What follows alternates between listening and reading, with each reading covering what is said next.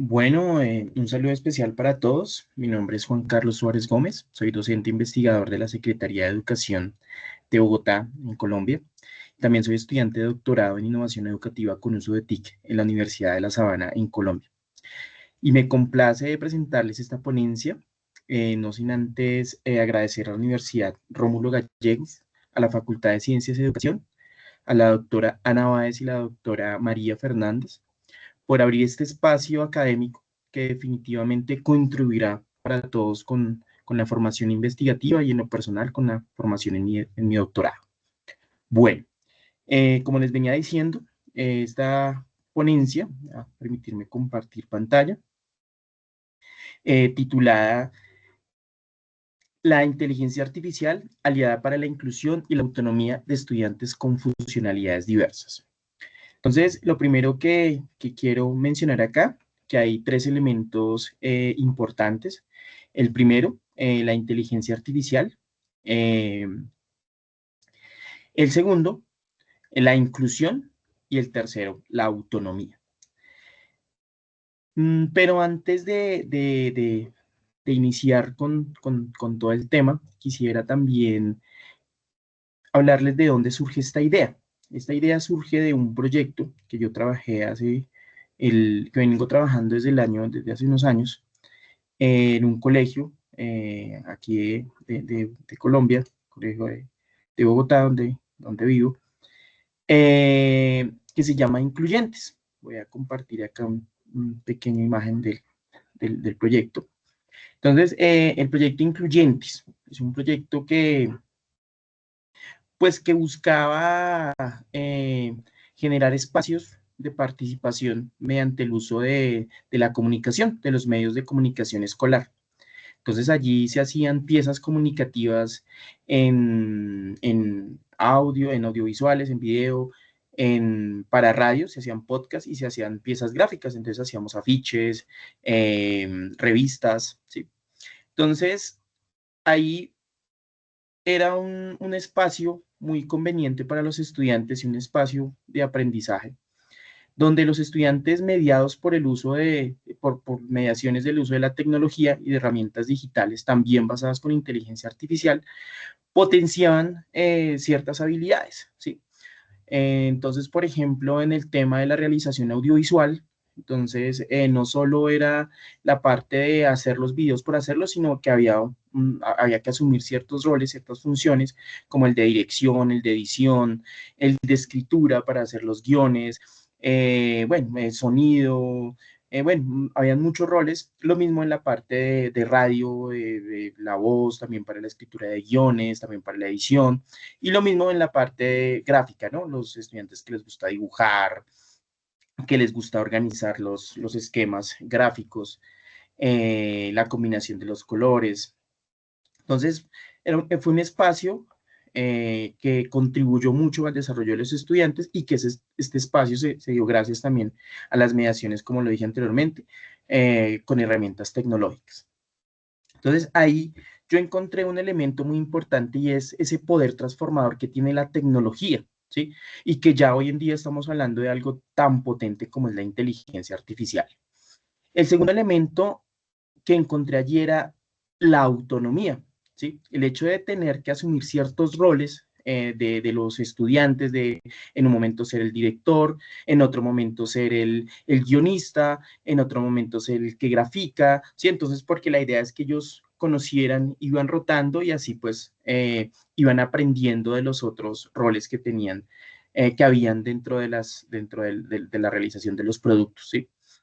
Entonces ellos tenían muchas ideas y era, el espacio incluyentes era un espacio ideal para ellos poder desarrollar esas habilidades, ¿sí?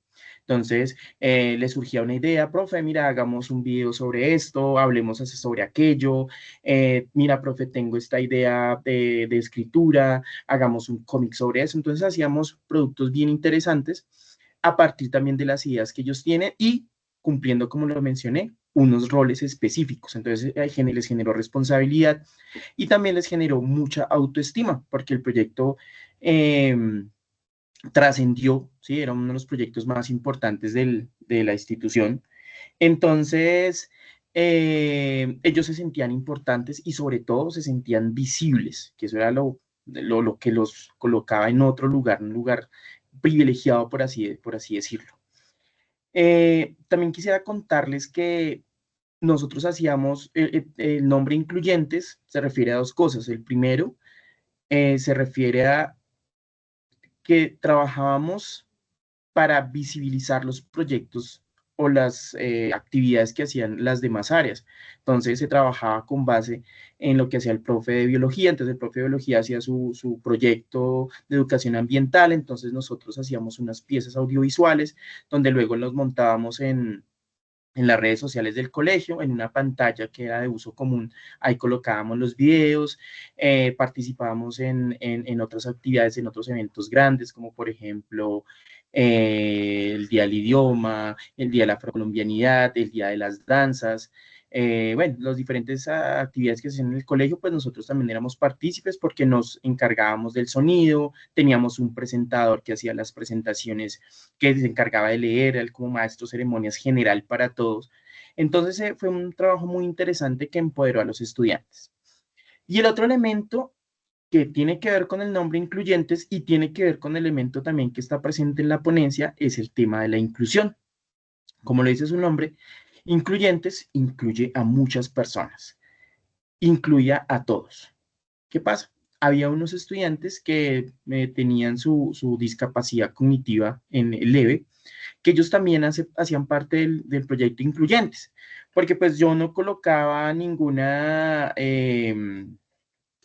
como ninguna filtro o unas condiciones, sino el que quisiera participar, participaba, pues iban retirando con el tiempo porque se volvía un trabajo bien fuerte, ¿sí?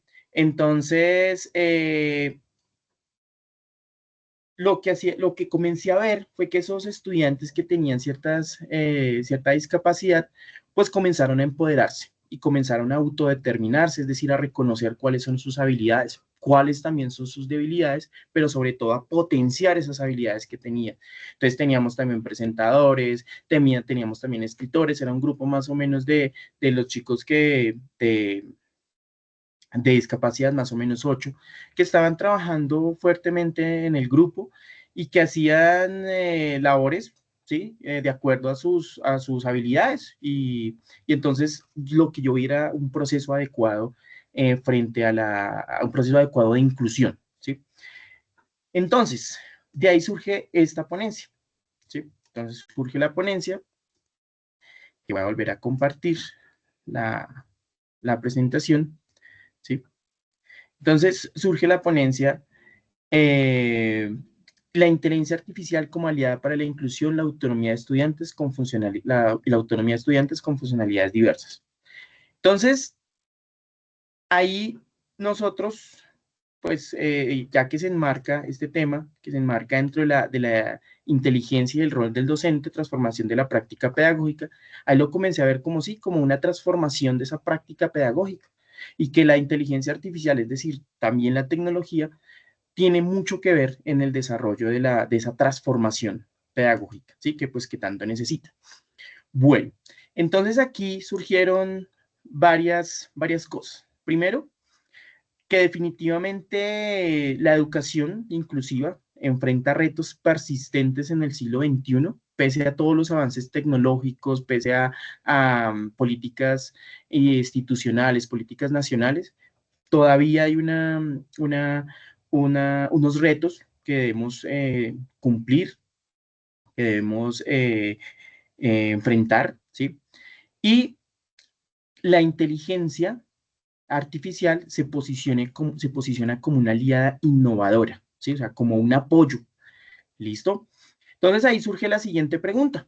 ¿Cómo puede ayudar a transformar la experiencia de estudiantes con funcionalidades diversas? ¿Cómo la inteligencia artificial puede, ¿sí? Transformar la experiencia? Entonces, nuevamente nos paramos aquí en lo que dicen los problemas. Entonces, persisten barreras prácticas para la participación autónoma de estudiantes con discapacidad cognitiva leve, ¿sí? Entonces, como lo mencioné, pese a las intenciones inclusivas de muchas instituciones, siguen existiendo barreras prácticas para la participación plena y autónoma de estudiantes con discapacidad cognitiva leve. Estas barreras se pueden representar uno en metodologías rígidas, digamos, en una metodología tradicional al interior de las aulas. Eh, los materiales no se adaptan a las necesidades de los estudiantes. Estas barreras también se representan en la falta de acompañamiento personalizado, ¿sí? Cuando nosotros hablamos de estudiantes con necesidades educativas especiales, estudiantes con discapacidad cognitiva u otra condición de discapacidad, se necesita un acompañamiento adicional, ¿sí? Porque también se deben revisar o se deben evaluar ciertos procesos, ¿sí? Recordemos que deben ser en un currículo diferente. Por ejemplo, aquí nosotros en Colombia hablamos de un formato o una planeación que se llama el PIAR, que es el eh, Plan Individual de Ajustes Razonables, donde uno, de acuerdo con las asignaturas que uno trabaja, entonces uno va haciendo ajustes al currículo y de acuerdo también al diagnóstico que tiene cada estudiante, entonces se van haciendo esos ajustes. Entonces, digamos que en un salón, aquí en Colombia, los salones en los colegios públicos estaban entre 30 a 40 estudiantes, entonces tener 30 a 40 estudiantes y entre esos 30 y 40 estudiantes hay estudiantes con algún tipo de discapacidad, el hecho, la personalización se vuelve algo casi que imposible, ¿sí? Entonces, esa es una de las barreras. También las prácticas docentes no siempre están alineadas con las necesidades específicas de esos estudiantes. En algún momento hablábamos al interior del doctorado que esa es la deuda que tiene la educación superior aquí en Colombia con las licenciaturas. Hay licenciaturas que son específicamente para educación especial, pero las demás licenciaturas no. Debe uno hacer una especialidad o una maestría o un trabajo adicional, pues para trabajar ese tema, pero como tal dentro del pensum de ciertas, pensaría que la mayoría de las licenciaturas no contemplan el tema de las necesidades de necesidades educativas especiales para atender población con discapacidad. Entonces, esa es una de las barreras grandes que nosotros tenemos. Además, al tener estos elementos, eso limita su desarrollo integral, ¿sí? No solo en lo académico, sino en la posibilidad de autodirigirse, es decir, de tomar decisiones y proyectarse con autonomía dentro y fuera del aula. O sea, no permite que los estudiantes con alguna discapacidad tengan procesos de aprendizaje autónomo, ¿sí? Siempre están dependientes de algo o de alguien, ¿sí? Entonces, en ese sentido, pues nosotros, o sea, yo vi a partir de lo que les acabo de comentar, que de pronto la tecnología, en este caso la inteligencia artificial, puede apoyar esos procesos, ¿sí? Eh, y el objetivo, entonces encontramos como objetivo, pues, analizar, porque además este ejercicio parte de un análisis y una reflexión que realicé acerca de eso, ¿no? De cómo el uso pedagógico de la inteligencia artificial puede, uno, favorecer la inclusión y dos, potenciar la autonomía del estudiantado, es decir, del estudiantado, en este caso, de estudiantes con discapacidad cognitiva o estudiantes con necesidades educativas especiales. Ese análisis se constituye desde una mirada crítica, desde una mirada pedagógica y desde una mirada ética que, que se debe reconocer en la inteligencia artificial no como una solución mágica, ¿sí? No es algo que, mejor dicho, nos va a dar eh, todas las soluciones a lo que está pasando, sino como una oportunidad que definitivamente debe ser, primero, situada, mediada y orientada por nosotros los docentes, por el rol docente. A partir de eso, pues yo trabajé en tres elementos, en tres categorías conceptuales. Entonces, la primera fue la inclusión educativa, ¿sí? Entonces, aquí hablando de varios autores, entonces primer autor, o sea, la primera categoría, perdón, eh, es la inclusión, ¿no? La inclusión educativa, ¿sí? Entonces, inspirado en diferentes autores, se parte de una concepción de inclusión que no se limita a integrar estudiantes en el aula regular, que es lo que pasa aquí en Colombia, ¿sí? Sino que se promueve una transformación profunda de la cultura escolar, ¿sí? La inclusión es vista, y pienso yo, debe ser vista como una práctica ética, política y pedagógica que busca eliminar barreras y construir entornos donde todos puedan aprender con dignidad. Cuando yo veía en el proyecto que les comentaba, Incluyentes, yo veía cómo el grupo de estudiantes que tenía dentro del proyecto, con su discapacidad, se integraban fácilmente, se incluían fácilmente dentro del grupo, se eliminaban todas esas barreras, ¿sí? Porque estaban aprendiendo de acuerdo a sus ritmos, de acuerdo a sus habilidades, y estaban haciendo algo que los hacía sentir bien y los hacía sentir seguros, les creaba autoestima y también se volvían sujetos autónomos, es decir, capaces de tomar sus propias decisiones, ¿sí? Entonces, en ese sentido, la tecnología y la inteligencia artificial, mediada con inteligencia artificial, se configura como un apoyo pedagógico, ¿sí? Eh, mm, Además que, pues, de acuerdo con muchas políticas, no es suficiente con permitir el acceso físico al aula, sino que también se requieren construir entornos que eliminen barreras, ¿sí? Lo que pasaba con lo que les comentaba de incluyentes, y que ellos se hagan partícipes de su aprendizaje, ¿sí? Que ellos aprendan a partir de eso. El otro concepto que yo trabajé fue el concepto de autonomía, ¿sí? Entonces la autonomía entendía como la capacidad de tomar decisiones conscientes. Recuerde que yo hablaba acerca de los roles, de cómo ellos hacían ciertos roles, perdón, cumplían ciertos roles dentro de los microproyectos que se hacían al interior eh, de todo lo que hacíamos de incluyentes, ¿sí? De tomar decisiones conscientes, de planificar, autorregularse y participar efectivamente en el aprendizaje, ser partícipes de su aprendizaje y sobre todo encontrar el por qué, o sea, por qué esto que estoy aprendiendo es significativo, ¿no? Esta autonomía se construye en la interacción con el entorno, el hecho de que ellos trabajaran en las diferentes realizaciones de los productos, ¿sí? Generaba ya un entorno de aprendizaje y que ese entorno también requiere unas mediaciones adecuadas. Afortunadamente, pues los diferentes dispositivos tecnológicos con los que contábamos se fueron adquiriendo de forma paulatina. Este proyecto se comenzó en el año 2020, 2021, 2022, entonces cada año adquiríamos algo pequeño, pero que al usarlo y al usarlo de forma adecuada se iba convirtiendo en algo importante, ¿no? Y requiere mediaciones adecuadas, especialmente en estudiantes que tradicionalmente han sido considerados como dependientes, ¿sí?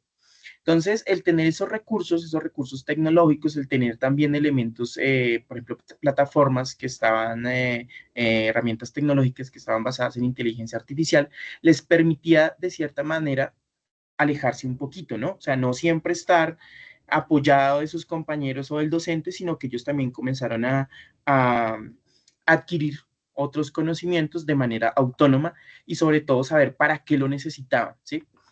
Entonces, eso me pareció muy importante. Entonces, y que definitivamente fortaleció la autonomía y también la autoestima de nuestros estudiantes y sobre todo la autodeterminación, conocer cuáles son mis habilidades. Y el otro concepto, tecnologías emergentes e inteligencia artificial, ¿sí? Entonces, autores examinan los aportes de la inteligencia artificial en la educación, su potencial para personalizar la enseñanza, identificar necesidades y generar entornos de aprendizaje adaptativos. La inteligencia artificial es altamente adaptativa, ¿sí? Entonces, por ejemplo, si nosotros estamos trabajando mediante ChatGPT, entonces, él va aprendiendo acerca del usuario que está en contacto directo con él. Entonces, si tú entras y trabajas acerca de X tema y si entras al otro día, él te dice, vamos, ¿quieres retomar lo que veníamos trabajando en la última sesión o quieres hacer algo diferente? Ah, no, no queremos trabajar sobre lo mismo. Y entonces él comienza a aportar porque ya también tiene una capacidad de aprender, ¿sí? Como les digo, de la persona que interactúa con la inteligencia, ¿no? Eh, no obstante, ¿sí? No obstante, hay unas cuestiones que se deben tener en cuenta, ¿no? Uno, si no se considera se deben considerar sus implicaciones éticas, ¿sí? Es decir, que comience a labrarse un tipo de dependencia tecnológica, ¿sí? Que ya yo no puedo hacer nada si no está presente la inteligencia artificial, ¿sí? Y el sesgo, o sea, que todo lo que diga la inteligencia artificial es válido y yo no tenga o sea, no genere o no tenga no, pues si tengo la posibilidad de refutar, pero que no vea la necesidad de hacerlo porque creo ciegamente en lo que me está generando la inteligencia artificial. Entonces, eso es algo importante. Y la importancia de que su integración sea crítica y reflexiva. O sea, siempre tener en cuenta que si nosotros vamos a trabajar con inteligencia artificial, sea como un medio y como un apoyo, más no como un fin. ¿Sí? Entonces, yo, por ejemplo, soy profesor de humanidades y lengua castellana.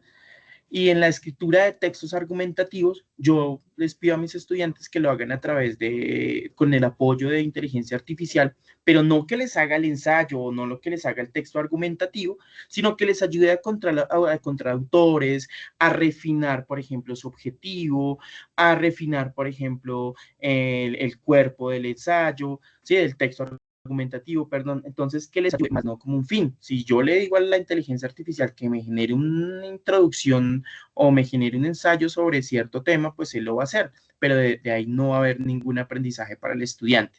Entonces, por ejemplo, ellos presentan, cuando yo les digo, bueno, yo les hago hacer un Excel y que ellos van organizando, entonces coloque esto aquí, listo, ahora únalo, ahora refine su búsqueda. Entonces es como un apoyo, es como si el docente estuviera allí todo el tiempo. Entonces, por ejemplo, yo les enseño a escribir los prompts de la inteligencia artificial para que ejecuten las tareas de manera adecuada, ¿sí? Y no buscando que les escriba el ensayo, porque pues esa no es la idea. Entonces, la integración debe ser crítica y reflexiva.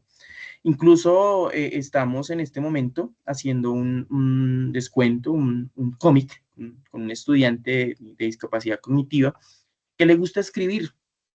Entonces yo le digo, escríbele ahí y cámbiale acá. Entonces él escribe todo lo que le gusta y entonces le coloca los personajes y entonces le dice, bueno, yo quiero que me refines y él le organiza las ideas, le plantea, le mira y él va leyendo y le dice, no, no me gusta tal cosa. Entonces es como un diálogo permanente, ¿sí? Entonces eso ha mejorado eh, ha potenciado muchos elementos y en algún momento le ha generado procesos de autonomía y también procesos de autoestima, ¿sí? Entonces antes se veía rezagado, hoy se ve un poco más participativo, de pronto ya se aventura a hacer más cosas, a escribir otras cosas, incluso a veces no media con la inteligencia artificial, sino lo escribe directamente, entonces siempre hay que tener en cuenta eso. En cuanto a la metodología, pues utilicé un enfoque cualitativo e interpretativo, ¿sí? Entonces, eh, me basé pues en una revisión crítica de la literatura académica y documentos técnicos. Hice una revisión bien importante acerca de todo lo que existe de inteligencia, pues no todo lo que existe, sino algunos unos documentos acerca de la inteligencia artificial y la educación mediada por tecnología. Y por último, caso de uso en contextos escolares. Ahí me di cuenta de varias cosas importantes. Uno en la educación en China, e incluso ya en algunos países de Europa.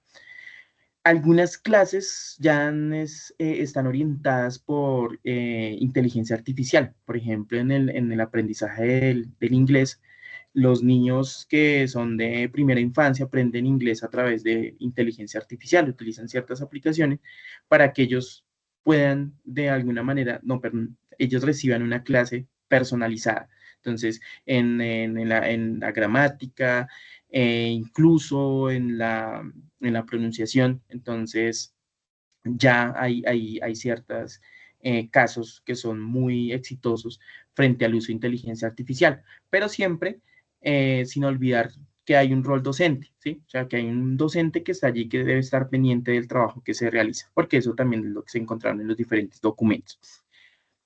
Dentro de los resultados, ¿no? Entonces, uno, el primero, como ya les mencioné más atrás, la personalización del aprendizaje, ¿no? ¿Por qué? Porque esos sistemas inteligentes permiten adaptar contenidos al ritmo y estilo del estudiante, ¿sí? Él se adapta, ¿sí? Una retroalimentación inmediata, los estudiantes reciben respuestas y sugerencias al momento, ¿sí? O sea, tienen la capacidad rápidamente de estar ahí, tú vas conversando y él te va generando las diferentes respuestas o las diferentes sugerencias, lo que les favorece en la comprensión y el avance. Entonces, algunos que tienen dificultad en asignaturas como física, como química, que no entienden ciertas temáticas, han hecho preguntas que le explique y él está ahí pendiente, revisando, dice, mira, el error está acá, debes hacer lo siguiente, quieres que te explique a profundidad cómo se hace, entonces él lo va haciendo, ¿sí? Acceso a contenidos adaptados, especialmente útil para quienes requieren ajustes curriculares o formatos específicos. Entonces, como les mencionaba, el hecho de utilizar planes y el plan individual de ajustes razonables, que es una flexibilización al currículo, eso nos permiten, ¿sí? Hacer ese tipo de ajustes, ¿sí? Y entonces, al tener ese tipo de ajustes y al tener ese tipo de acceso, nos permite también configurar los contenidos, ¿sí? Apoyo al docente, ¿sí? Un apoyo incondicional de la inteligencia artificial. La inteligencia artificial puede liberar tiempo y esfuerzo. Permite al docente enfocarse más en la mediación pedagógica, ¿sí? Yo utilizo una inteligencia artificial para la elaboración de las evaluaciones, se llama Examica, ¿sí? Entonces yo lo que hago es preparar la evaluación, vamos a trabajar, por ejemplo, el tema de la mitología, entonces elaboro los textos, coloco los textos, elaboro las preguntas, las reviso, cuál es la respuesta correcta, las monto en el sistema y ya se genera la evaluación como tal. Ella te la genera de forma virtual o de manera física. También genera la parte de la retroalimentación, de cuál es la respuesta correcta, por qué es la respuesta correcta. Entonces lo que yo hago es, se imprimen, porque pues en el colegio le exigen que sean impresos, entonces se imprime el material, se le entrega su texto, la hoja de respuestas, el chico contesta, y yo con el celular lo que hago es ir leyendo cada una de las evaluaciones, él determina, mediante la configuración que ya le di, entonces él dice, mira, aquí ya este está bien, este está mal, reconoce de quién es el estudiante porque uno codifica los nombres y automáticamente le envía la evaluación al estudiante con las respuestas correctas y la nota que sacó. Entonces, digamos que eso nos favorece muchísimo porque en lo que me demoro es en preparar la evaluación, pero ya en la calificación me demoro calificando un grupo de 40 estudiantes, me demoro 10 minutos, 15 minutos, 20 minutos máximo, o sea, es muy, muy rápido. Entonces, también, por ejemplo, para elaborar ciertos planes, ciertos talleres, uno le dice, mira, necesito que me ayudes con este taller, quiero hacer estas preguntas, ayúdame a buscar esta información, siempre apoyado, como les mencioné. No es que le haga el taller o que haga tal cosa, sino siempre uno como un apoyo que está ahí y pues lo hace de manera mucho más rápida, porque pues el tiempo y uno ya se dedica a hacer otras cosas, a investigar, a ahondar en ciertas temáticas, ¿sí? Entonces ha sido pues una herramienta para el docente, ha sido una herramienta innovadora si se usa de la manera adecuada. ¿Qué nos lleva a lo siguiente? ¿Sí? Riesgos y desafíos, ¿sí? Entonces, uno, la privacidad y uso de los datos. Y ahí uno se pregunta, bueno, ¿quién recopila y para qué se usa la información del estudiante? ¿A dónde llega esa información? Lo que le hablé anteriormente, dependencia tecnológica. ¿Qué pasa si todas las decisiones que nosotros tomamos, todas las decisiones pedagógicas quedan supeditadas al algoritmo? ¿Sí? Lo que les decía, si nosotros dejamos, no, hágame el taller o hágame la evaluación y pues no reviso, no hago tal cosa, o que hágame el ensayo y no importa, yo no lo miro, sino simplemente queda, entonces todo queda supeditado a lo que diga la inteligencia artificial. Entonces ahí hablamos de los sesgos también y el rol del docente como mediador, ¿sí? Entonces, más que nunca, hoy más que nunca, se necesita un docente formado, ¿sí? Formado en este tipo de cosas, ¿no? En inteligencia artificial, en herramientas basadas en inteligencia artificial, en tecnología, ¿sí? Docente formado, un docente crítico, ¿sí? Un docente sensible que medie entre tecnología y aprendizaje humano, ¿sí? Que no todo lo deje al lado de la tecnología, sino también que tome de lado la parte humana, ¿sí? Porque una de las cosas que nos dejó la pandemia fue todo eso, aquí en Colombia y en Bogotá, lo vimos mucho, todo el problema de salud mental de nuestros estudiantes. Entonces, en cierta medida, también nosotros no podemos ser apáticos con cierto tipo de situaciones, sino también ser un mediador entre esos dos elementos, ¿sí? Entre la tecnología y el aprendizaje humano, ¿sí? Y la inteligencia artificial en cierta medida nos va a permitir eso. Sí, además, lo que les mencionaba, los tiempos, de pronto minimiza los tiempos para hacer tareas que algunas veces se tornan un poquito pesadas, entonces nos ayuda con ese tema. Y unas conclusiones finales, ¿no? La inteligencia artificial no sustituye, sino potencia el rol docente, ¿sí? No reemplaza al docente, sino que amplifica su capacidad de acompañar, adaptar y responder a la diversidad, ¿sí? O sea, ya el hecho de que yo tenga el diagnóstico, puedo solicitar a la inteligencia artificial que me ayude con ciertas actividades enfocadas a este tipo de diagnóstico, entonces ahí puedo comenzar a trabajar, ¿sí? Su integración crítica puede fortalecer inclusión y autonomía si se integra de manera crítica y contextualizada. Puede fortalecer la inclusión y la autonomía de estudiantes con funcionalidades diversas. Pero como les dije, requiere formación docente, promover accesibilidad, es decir, promover el acceso equitativo a las tecnologías, ¿sí? Y diseñar entornos con principios de diseño universal para el aprendizaje, ¿sí? Bueno, y esta es una reflexión final. Entonces, y con esto pues quiero cerrar. ¿De verdad estamos preparados para poner la IA al servicio de una escuela verdaderamente inclusiva?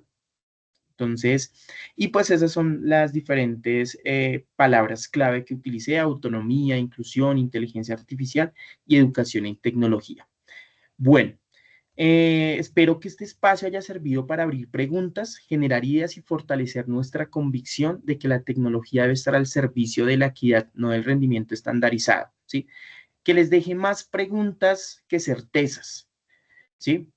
Y que pues obviamente que les genere esa duda frente a qué herramientas puedo comenzar a utilizar. Hoy en día existen muchas herramientas: Copilot, Gemini, Cloud, ChatGPT.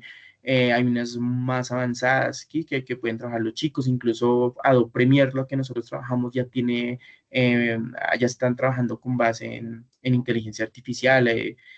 Premiere, Photoshop, ya me genera imágenes. Entonces, ustedes, digamos que pueden comenzar a trabajar a partir de eso que ya existe. Algunas de las referencias que se seleccionadas, que se utilizaron aquí en esta presentación.